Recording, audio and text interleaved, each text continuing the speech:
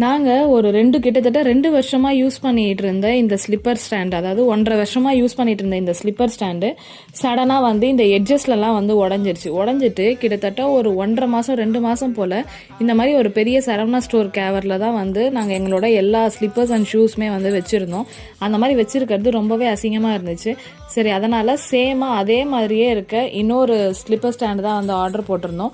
இதோட கனெக்ஷன்ஸ்லாம் வந்து பண்ணுற அளவுக்கு எனக்கு பொறுமை இல்லை. ஸோ இதோட கனெக்ஷன்ஸ்லாம் வந்து எல்லாமே அஜித் தான் வந்து பண்ணிட்டு இருந்தாங்க.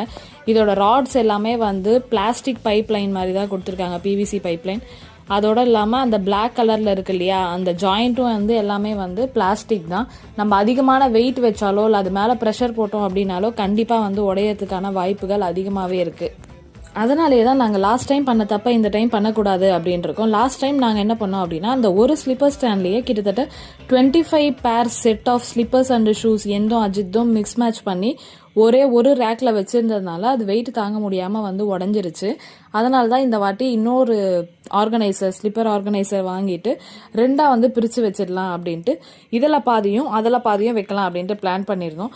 அஜித் ஃபுல்லாக செட் பண்ணி முடிச்சுட்டு அதோட கவரெல்லாம் போட்டு ஜிப்பெல்லாம் லாக் பண்ணதுக்கப்புறம் அதோட லுக் வந்து இப்படி தான் இருந்துச்சு. நான் வந்து அந்த கவரில் இருந்து எல்லா ஸ்லிப்பர்ஸும் எடுத்து ஆர்கனைஸ் பண்ணலாம் அப்படின்ட்டு முதல்ல எடுத்த உடனே அஜித்தோட ரிசப்ஷன் ஷூ தான் வந்து எடுத்து ஆர்கனைஸ் பண்ணேன். இதில் வந்து மொத்தமாக 6 செட் ஆஃப் ரோஸ் வந்து இருக்குது. ஸோ 6 செட் ஆஃப் ரோஸ்னால் ஒரு ரோஸில் 3 ஸ்லிப்பர்ஸ் பக்கம் வைக்கலாம்.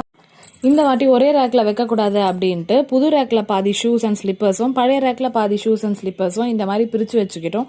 அப்போ தான் வந்து வெயிட் வந்து ஒரே இதில் இருந்து திரும்ப இதுவும் வந்து உடஞ்சி போகாமல் இருக்கும் அப்படின்ட்டு. உங்களுக்கு இந்த ப்ராடக்ட் வந்து யூஸ்ஃபுல்லாக இருந்துச்சு அப்படின்னா மறக்காமல் வீடியோவை லைக் பண்ணுங்கள், ஷேர் பண்ணுங்கள், சப்ஸ்கிரைப் பண்ணுங்கள். Thank you so much. Bye bye. இதே மாதிரி இன்னொரு சூப்பரான வீடியோவில் சந்திக்கலாம்.